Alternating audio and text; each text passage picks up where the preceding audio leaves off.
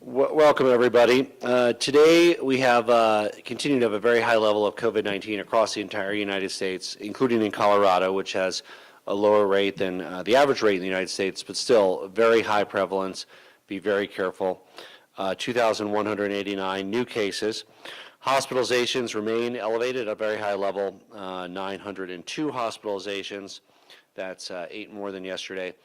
Of the 902, 17 are pediatric hospitalizations, 17 kids, the rest adults.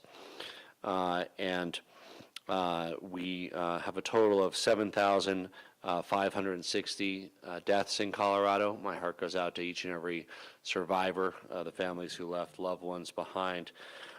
It remains at a very high incidence level, and of course, if you're not vaccinated, please get vaccinated. We'll talk about why that's important today and what that means. But even if you are in crowds around others, it's smart to wear a mask. It's smart to be careful. It's smart to limit large activities with a lot of others, especially indoors during this time. Today we're going to talk a bit about President Biden's announcement. I guess we're still waiting for details on a lot of that and guidance on a lot of that, so we don't have a lot more to provide about the specifics. We're awaiting that.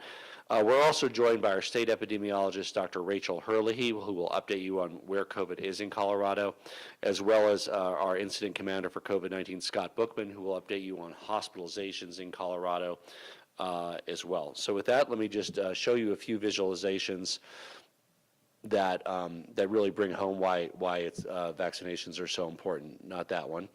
We'll get to it in just a moment. Do we have not that one. Should be slides 1 and 2, or 2 and 3. We're waiting on those. One of them is a new visualization that really shows the impact of vaccinations in our state. And we're trying to load that. Could we get some help over there? Not that one.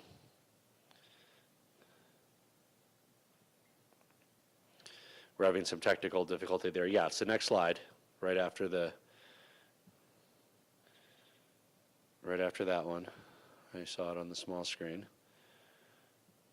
Next slide. There we go. This shows you why you should be vaccinated. You know, it's not because President Biden thinks you should be vaccinated, or President Trump thinks you should be vaccinated, or Governor Polis thinks you should be vaccinated. It's because you care about your own health and you want to protect yourself, and that's really why you should make the decision to get vaccinated. There's 894 people vaccinated in our state. Of those, 726 are not vaccinated, 168 vaccinated. So just to put this in perspective, that 168 who are vaccinated, that comes out of the 75% of the population. So most of the population is vaccinated, right? So this big part of the population, only 168 are in the hospital. Out of that 25% that haven't been vaccinated, almost everybody who's hospitalized, 726 hospitalizations. We would not be anything close to hospital capacity or crisis or ICU limits if everybody was vaccinated. You know, we'd have 200 people in the hospital instead of 900 people in the hospital, well within the norms. As Scott Bookman will update you in the hospitals, we actually have the lowest ICU available rate that we've had since the start of this crisis, in part due to the unvaccinated with COVID and just other types of trauma that goes up seasonally this time of year. Some hospitals are reaching very close to their capacity limits, and that wouldn't be happening if people were vaccinated.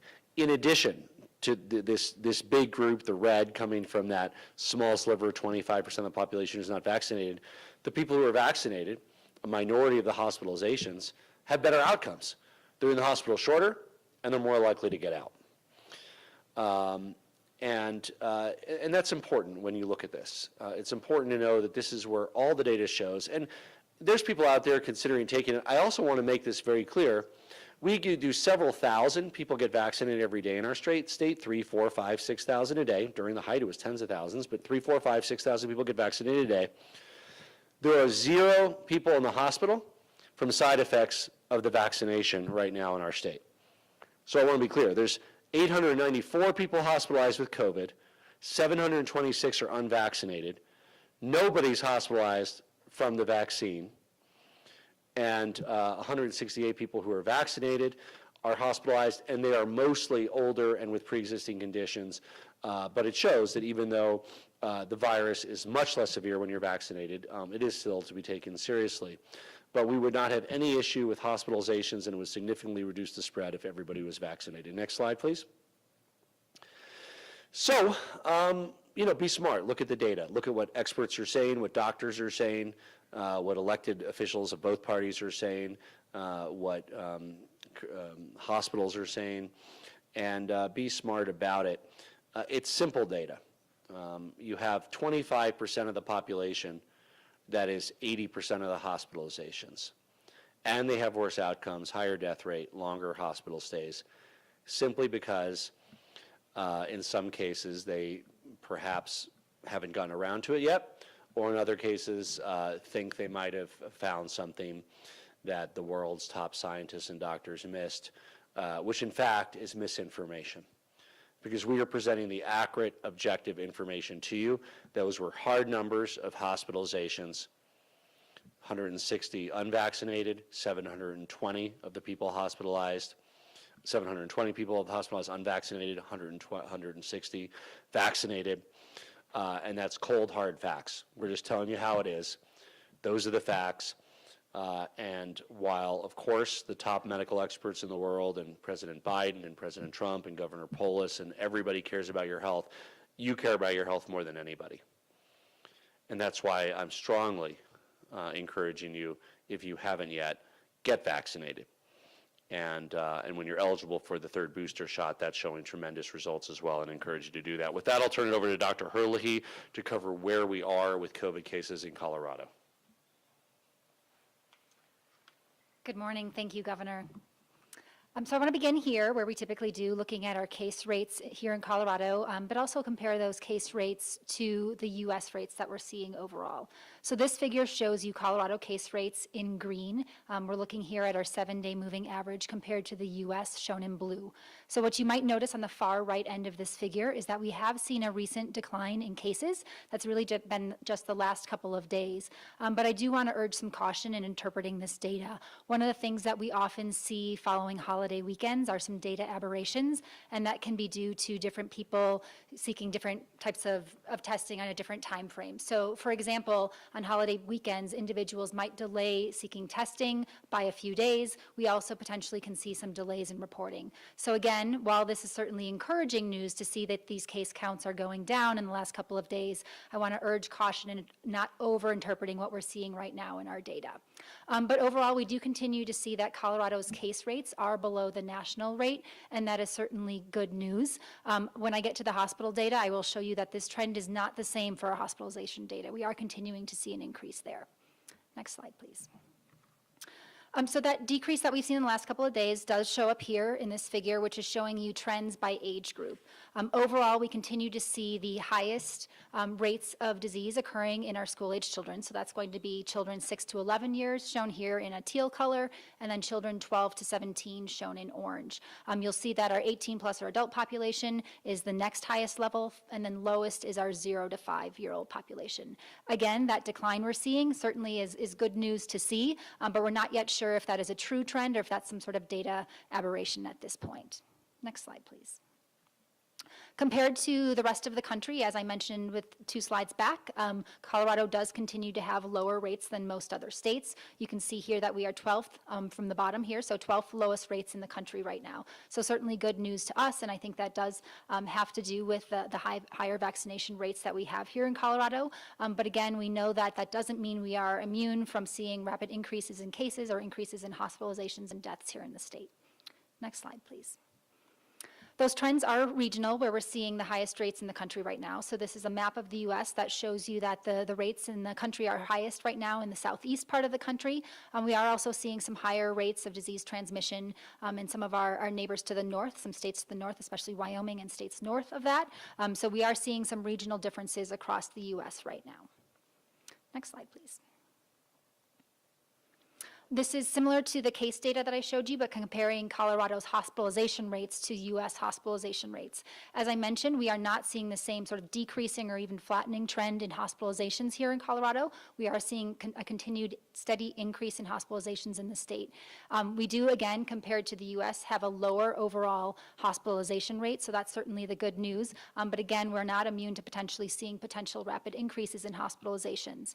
I do also want to highlight the fact in the box here, as the governor mentioned, that Colorado's hospitals are reporting that 81% of currently hospitalized patients are unvaccinated. Again, the burden of transmission, of hospitalization and death in the state continues to be among the unvaccinated population. Next slide, please. This slide shows similar data, but comparing deaths in Colorado to the rest of the US. When I presented this data a couple of weeks ago, we were actually not yet seeing an increase in deaths here in Colorado. Unfortunately, in the last couple of weeks, we have started to see a clear increasing trend in the number of deaths that are occurring. Similar to our hospitalization data, and even a stronger trend here, we see that 85% of Colorado's recent deaths were among unvaccinated individuals. The good news here, of course, is that our overall mortality rate continues to be lower than the US mortality rate overall, but it's certainly a tragedy that we're continuing to see these deaths increase, especially among our unvaccinated population. Next slide. And finally, earlier this week, we did launch a vaccine breakthrough dashboard on our website, so I encourage you to check that out. That website allows individuals to look at our data, the same data that we are using and interpreting, to really try and understand the risk of becoming a case, becoming hospitalized, or dying due to COVID-19 for individuals that are vaccinated versus unvaccinated. So vaccinated individuals are 3.4 times less likely to become a case, 3.7 times less likely to be hospitalized, and 5.8 times less likely to die from COVID-19. Next slide, please. And with that, I'll turn it over to Director Bookman. Thank you, Dr. Herlihy, and thank you to everybody for coming today. Before I start, I want to take a moment to recognize all of our healthcare workers who are on the front lines and who for the last year and a half have been tirelessly caring for all Coloradans with COVID and without COVID. And the stress and overwhelm they have felt, the burden of this pandemic has been remarkable. We hear story after story of our nurses, our respiratory therapists, our physicians who are working around the clock to take care of Coloradans with COVID. And what we see here on this slide is that as of today, we're at 902 COVID hospitalizations in our state. That represents the second highest amount of COVID hospitalizations at any point in this pandemic. It has now eclipsed the first wave that we saw in the spring of 2020. On the next slide, what we'll show here is the decrease in total ICU beds available in our state and the trajectory that we are currently on. The difference between this wave and all future or all past waves is that Coloradans have returned to their normal lives. Those who have been vaccinated have been given the opportunity to go out and live their lives. What comes with that is additional cases of trauma, additional heart attacks, additional strokes. We have seen people who have delayed receiving care over the course of their pandemic because they were afraid to go to their doctor. And this is all coming together with the increase in COVID hospitalizations at this point to really stress our healthcare system.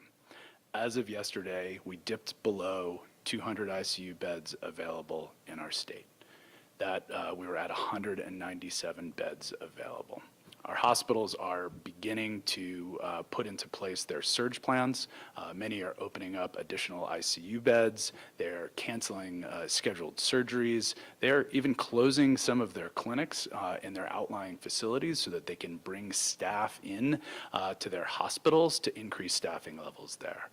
I cannot stress enough the state that our hospitals are currently in today. The stress that they are feeling, the impact that this wave is having on them, and the absolute importance of getting vaccinated to end this pandemic.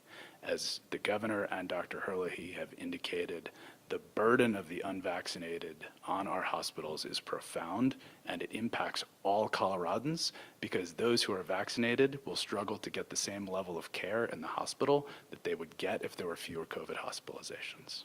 And thank you. I'll turn it back to the governor. Thank you, Scott. And I want to add my voice to his in thanking our nurses, our hospital administrators, our hospital workers. The numbers show us that it's the unvaccinated who continue to suffer the most, be hospitalized the most, die the most, also inflicting greater spread in our communities. I was so excited back in December of 2020 when I signed the FedEx slip for the very first shipments of the life-saving vaccine. You can really feel the sense of hope in the air. But it's disappointing that about a quarter of our fellow Coloradans have not taken advantage of this opportunity to protect themselves and their families. We're seeing needless hospitalizations. We're seeing needless deaths. The vaccine is completely free and widely available. And people shouldn't have to wait until their employer or their president or others tell them to get it. You should seek it out and get it, because the life that you save could be a loved one, could be your own. We hit a milestone today. We are now at 75% of all eligible Coloradans got at least one dose of the vaccine. 2 weeks ago, we announced that 75% of adults, 18 and up, have gotten it. Now we are at 75% of everybody 12 and up has been vaccinated in our state. We are at 56.8% of 12 to 17-year-olds, and 76%, just over 76% of those 18 and up have gotten their first dose. It's an important accomplishment, but it also means that there's 25%, 1 in 4 Coloradans who are eligible, who still need to go out and get protected so that we can end this pandemic. I'm sure yesterday many of you saw President Biden's announcement around the next steps of his administration to have a plan to tackle the virus and the pandemic, fight COVID-19. There's a number of elements to that, but the federal efforts combined with many local and state efforts will lead to better testing and many other successful ways to contain the virus.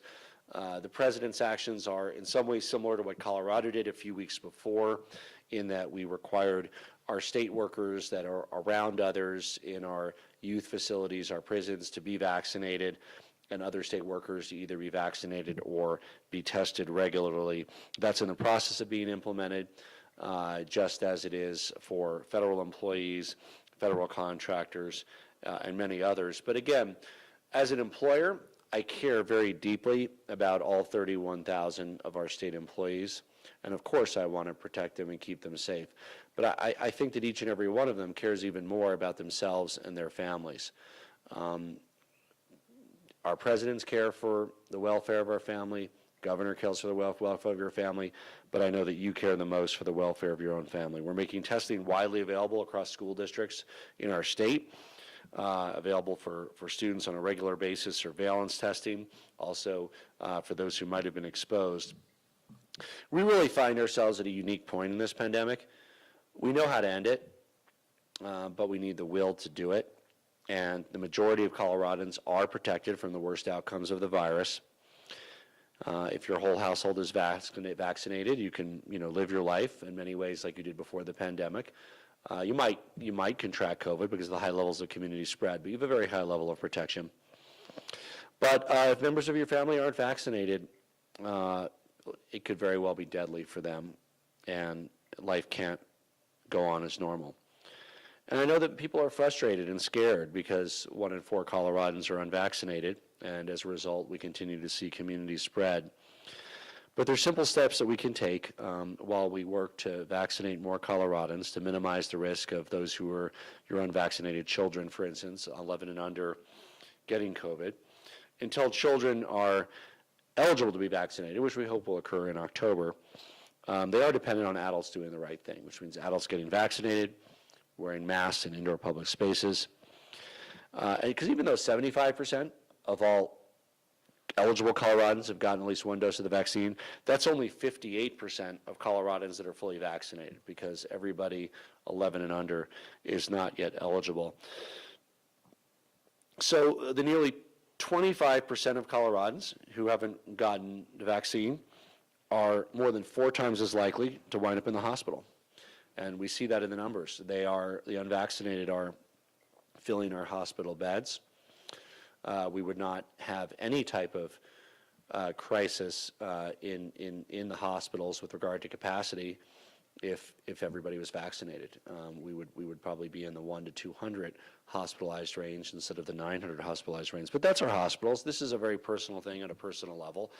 And I mean, I'm sure in some abstract way you care about our hospitals, but you mostly care about yourself and your family.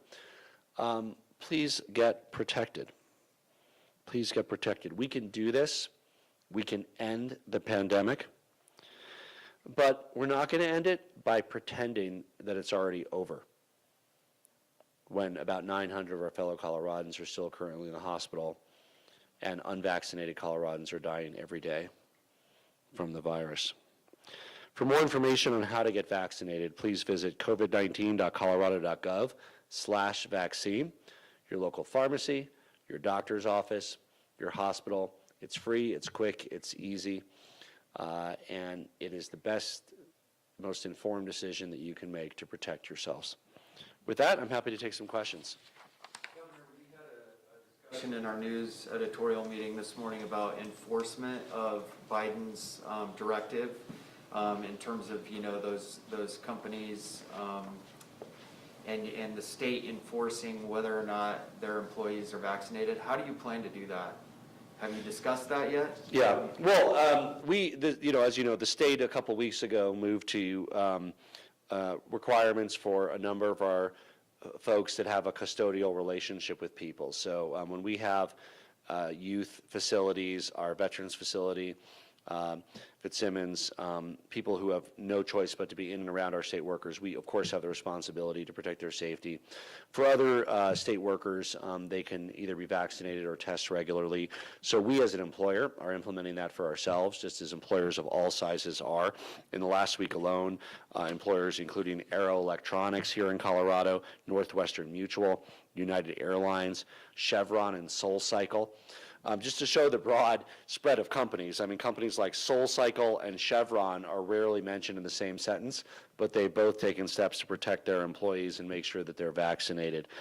What I'm here to tell the people of Colorado is you shouldn't wait until your employer or your president or your governor says get vaccinated. You should get vaccinated because it will protect you and your family. However much your employer loves you, however much your governor loves you, you love yourself, your family, and your kids even more than I do, even more than your employer does, even more than President Biden does.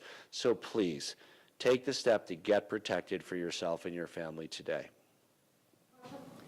I'm glad Russell went first on that because I can take another swing. I didn't hear how the state will enforce. Yesterday, the Colorado Department of Labor and Employment said there's no enforcement authority to CDLE to enforce a rule. Okay, maybe I missed it. The federal is not enforced by the state, to be clear. So if you're talking about President Biden's announcement, we do not enforce that. We have developed the implementation for our state workers to enforce it, just as many employers have. We're a large employer. We have 31,000, but Aero has 3,000, United has 2,000. All of these in our state, they have more other places. Every employer is working on the way that they do that. So we would be happy to provide how we're doing that for our own workers, the ones that are around others, and therefore we're taking the additional steps for the requirement, the testing protocols. We have all that. But the federal piece is not, that's not something the state is involved with enforcement of. We are expecting rules from the U.S. Department of Labor, and we don't know more than you know at this point. We've read, just like you have, that there could be fines for companies or fines for however they choose to implement that under their authority. But that would be done through the U.S. Department of Labor. That's not something that we are actively investigating or looking into because it is the U.S. Department of Labor. At some point, it sounds like the state might have more information in terms of enforcing private businesses to the state making sure private businesses are enforcing this. Look, we don't have more information at this point. We have the same information that you have, which is the broad outlines of what it would look like, and they've notified us that the U.S. Department of Labor will engage in rulemaking. So we have not seen that, and we'll probably see it the same time you do. If we get some idea about it, we're happy to share it with you, but all we really know at this point is what's been put out there. Got it. Wondering about the ETA on when you'll have more information on the Biden plan. Is that something that you anticipate having more about after Monday when he visits? And also, what is the state doing to meet demand of that plan when it comes to testing and vaccinations? Well, there's several aspects to the plan. We appreciate the increase in testing capacity that was announced. We have not been given the exact timeline yet of when we will receive those tests. We have sufficient tests today. In fact, they're available for every school student, but certainly, particularly some of the instant tests, which were mentioned in the President's remarks, we are trying to pin them down on exactly when and how many we can expect. We will await those eagerly. They also, as we indicated, will move forward with rulemaking at the U.S. Department of Labor. And then we have a number of federal employees in Colorado, and they will be, of course, subject to federal employment policies, just as any private employee is subject to their company's policies, just as our state employees are subject to the state employment policies. And we have a number in Lakewood, of course, at the federal center, but also many other parts of our state, including members of the U.S. military, which also fall under separately a Department of Defense vaccination requirement. Yes?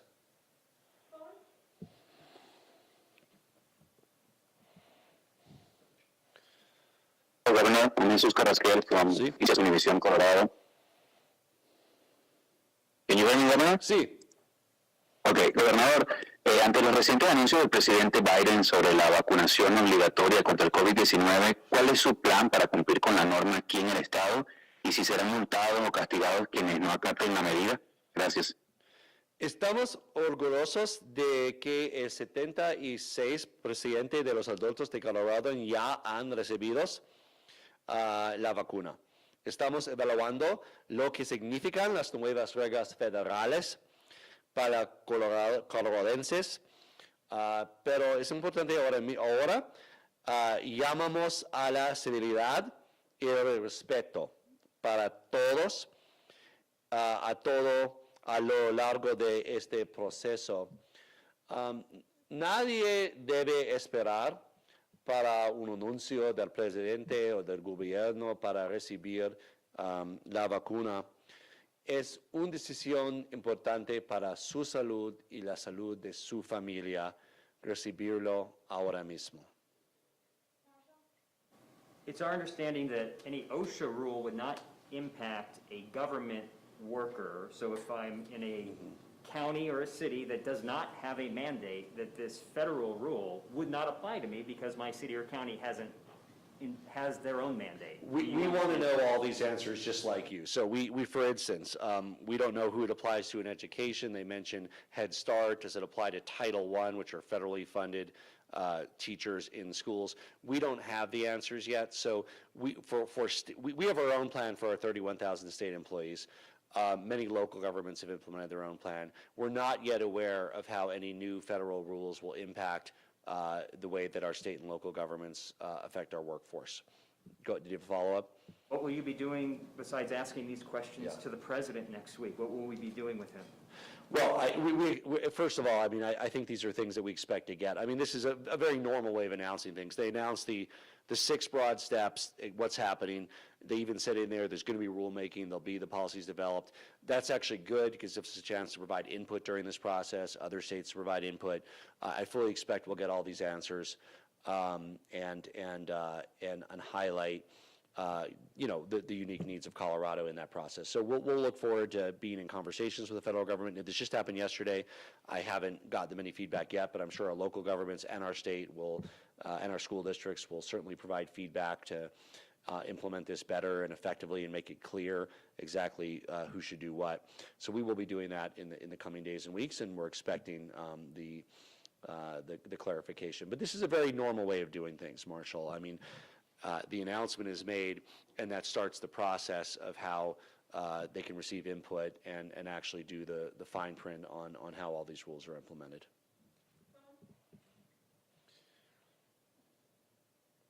Polis, Flower with KSUT. As your team has talked about today, the alarming rate of hospitalizations across the state with fewer than 200 ICU beds available. In the past, you had said your gold star for implementing a mask mandate would be when hospitals are at capacity. Is this something that you and your team are thinking about in implementing a mask mandate anytime soon? Well, thankfully, hospitals are not at capacity. While it should ring alarm bells that we have, I think, 197 ICU beds available. That is different from states that have 0 ICU beds available. We do have ICU beds available. We do have a higher vaccination rate than many of the states that are suffering from overwhelming of their hospitals. And finally, of course, we will continue to watch the data on a day-to-day basis. It looks like, hopefully, the rates have stabilized. There may or may not be a decrease. It's too early to say with regard to that. But certainly we'll continue to keep that North Star in mind. And while many of our hospital workers, our nurses, have just felt a huge brunt of the burden these last few months, even now, and it is particularly frustrating for many of them because this is all unnecessary because the people could be vaccinated and they're not. And so it's one thing to deal with and help treat people who have to be there and have a health crisis. It's another to treat people that don't need to be there and could live and thrive if only they got vaccinated.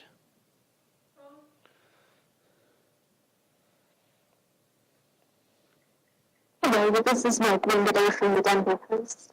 This might be a question a little more for Dr. Herlihy. I'm having a little trouble hearing you. Could you speak a little closer to the mic? Okay. Thank you. Okay, this question might be more for Dr. Herlihy. Obviously, there's a difference in risk both to the individual and of spreading if you're vaccinated. But with the hospitals in kind of a fragile position, is there any value if you're vaccinated, avoiding doing public indoor kinds of things or reinstating any more of the precautions people might have been taking in previous waves? Sure, thank you for the question. So CDC has shared some data that has shown that while vaccine breakthrough cases are rare, when they do occur, that individuals who have previously been vaccinated get infected, they can go on to spread that infection to others. And that was really part of the reason for the recommendation from CDC for masking when disease rates are high universally, regardless of vaccination status. So I think that's something for individuals to consider. We know that vaccine breakthrough cases can happen, especially individuals who might be at higher risk of a severe disease outcome. So people with chronic medical conditions, older adults who might be more susceptible to being vaccine breakthrough cases, or parents who might have children at home that are unvaccinated. Those are all groups that might, especially be interested in wearing a mask in public, even if they have been vaccinated.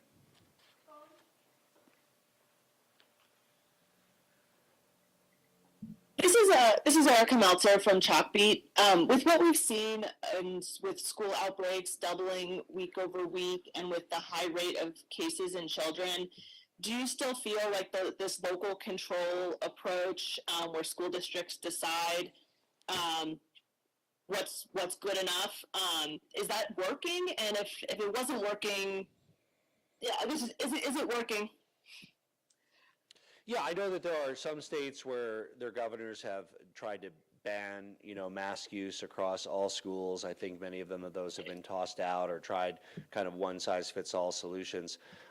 In our state, we want to empower and equip our superintendents, our county health, in consultation with county health, to really have the tools they need to retain in-person education in a way that works in each community.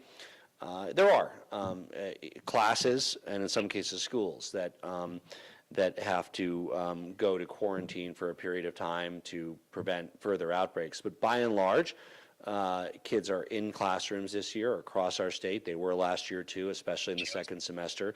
And that is a very important piece of education. It's important from a social emotional perspective. It's important from an academic perspective.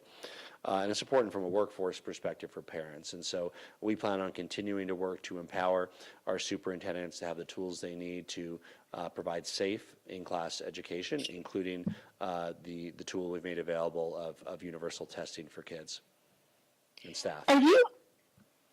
Mm-hmm. Okay, so what I'm hearing is that there's no plan to have any new requirements for school districts if they want to continue. Today, there's new guidance that went out from that Dr. Herlihy and others worked on.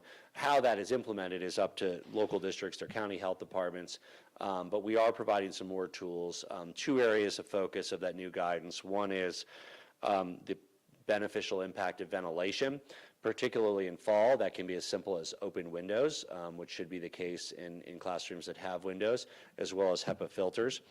Also, the utilization of the increased testing to decrease the amount of people impacted by quarantines to ensure safe in-classroom construction can continue and building testing into that framework. And so right now, I think we're at a couple dozen districts that have are participating in the state-supported, federally funded, state-funded program. We certainly encourage more school districts to participate in that program as well, and that can be an effective way to reduce the need for larger quarantines through the use of broad testing. Governor, I know you're still waiting for guidance from the White House as far as the president's announcement about vaccination requirements versus testing requirements for larger employers. But I'm wondering if you foresee there's going to be any kind of issue for private companies when it comes to paying for these tests. In some cases, the tests are free. In some cases, they are not free. So do you foresee any kind of a difficulty there with that? Yeah. So two things. I mean, the president's announcement is not too different than what we implemented a few weeks ago for our state workers requirement, vaccine or testing. There's a very large number they threw out of tests that they have ordered. It seems beyond the number that would just be for the public sector or for the health need. So I'm hopeful that out of that large number of tests that they've ordered, that will include availability for private employers who choose to implementing testing for employees to keep them safe.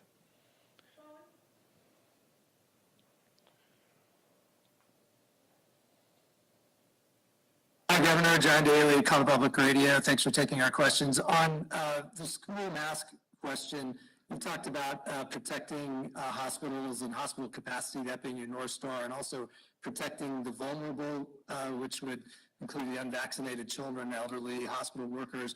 I wonder if you could just kind of tell us what you're thinking in terms of the mask mandate in schools. Wouldn't it make more sense to issue one now to prevent hospital capacity from being breached than later once if hospital capacity were to be breached? Well, many schools, districts have implemented mask requirements. In fact, certainly the majority of students in our state are the substantial majority are wearing masks every day. There are, as I said, governors that have prohibited mask requirements in schools. Where we have come out is you absolutely can wear a mask, even if you live in a district that doesn't require it. It's a decision that is a good decision and that students should make, particularly if they're unvaccinated students. So by all means, those who want to wear masks should wear masks in school. We have not in any form taken the steps that some states have to prevent mask wearing requirements. Many districts have those, certainly the districts that serve a majority of Colorado students.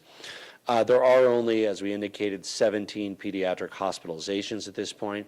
We do look at pediatric hospital beds separately from adult hospital beds because they are different with different capacity restrictions. We are currently not in jeopardy of exceeding our pediatric or our adult capacity for hospital beds in Colorado, but we continue to track that data regularly. Governor, I have an off-topic question for you. Is Jake Hemphill still the head of your security detail at the Capitol? And if so, what is your reaction to him facing felony menacing charges? Well, first, our state patrol has core values of honor and duty and respect, and they hold those values very high. We all understand that there is a need for trust and confidence in law enforcement. Mr. Hemphill has dedicated his life to public service, protecting Coloradans, protecting our state capitol. And I don't have any further comment I can make on an ongoing investigation. I know your priority is the unvaccinated, but any chance there will be, or have you discussed a booster mandate for state employees, and have you yourself received the booster? I haven't, but I plan to. I encourage, really at this point, I encourage people in their 70s and 80s to get the booster, as long as it's about 6 months after, 5 or 6 months after the last. The data is really strong on the booster. It looks terrific. Stronger immune response. One study, 97% protection, up from 85. Even more important for recipients of the Pfizer vaccine. We're expecting that will be broadly available September 20th on the Pfizer vaccine, maybe a week or two later on Moderna, but it is available now, again, especially for people in their 70s and 80s who, in general, have weaker immune systems with regard to COVID-19 in particular, but also other infections. So I think that's a smart move for people to do. I will get it at the appropriate time. And I particularly encourage people in their 70s and 80s and those who are immunocompromised who were vaccinated 5 or 6 months ago or longer to go ahead and get that booster, especially with the high level of community prevalence that the virus has in our state and across the country. Thank you.